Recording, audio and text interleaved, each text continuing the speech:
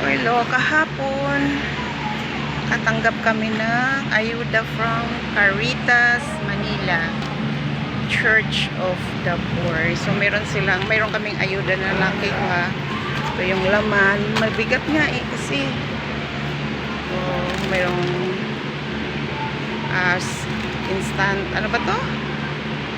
Oatmeal, tapos tuna,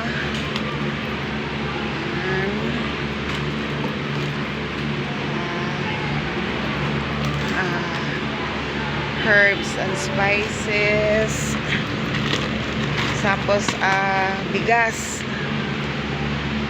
premium rice, kaya pala ang bigat kasi rice. Tapos mayroon pa silang, asan na pa yung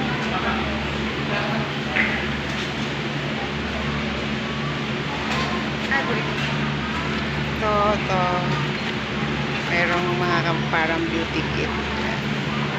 Tapos binigyan kami ng banig, lagayan ng tubig,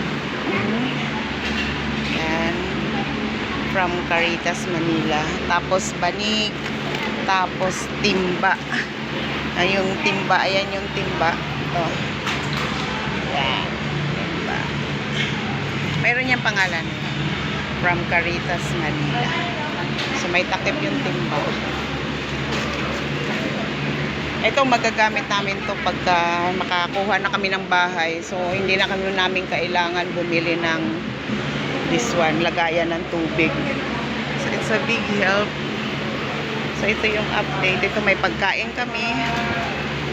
Ito yung lunch namin ngayon. So, pero bakit kaya 3 lang ang binigay? Dapat kasi 8 yan kasi 8 kami. Pero kuya ko kasi ang kumuha kasi naglaba ako. So pagdating nung food, si kuya ko lang ang kumuha. Kaya hindi ko alam. Pero okay lang kasi marami naman din nagbibigay sa amin ng pagkain. So dito kami. Ayan yung bahay namin. Ayan, bahay namin. Oh, may tent. Nakalalabas ako para makita nyo ang house. Ayan, anak ko, apo ko, iba na sa labas. Dito kami ngayon nagsenyo. Tent number 9, Chona, Naranda. Ito yung mga kasama namin na nasunugan. Yan sila. Marami-rami din kami. Marami rin kami doon pa. Meron pa yan. Siguro, hindi ko alam kung ilang tent kami. Siguro mahigit 20. So, yan lang ang update natin ngayon.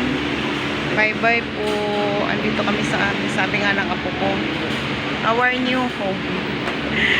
Sige po, salamat. Bye.